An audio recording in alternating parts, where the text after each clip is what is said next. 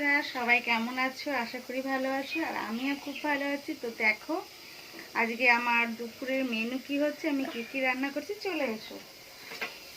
দেখো এই যে গরম গরম ভাত হয়ে গেছে আমার, দেখো ধোয়া উঠছে।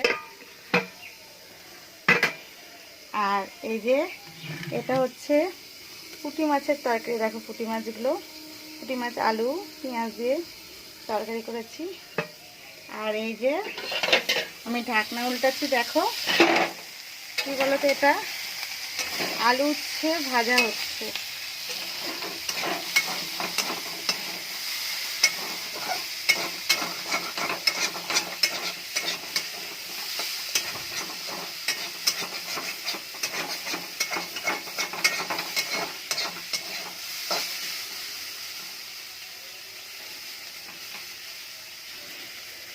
এবার একটু সিম করে দেবো, তা নাহলে ধর একটু মুজবে না।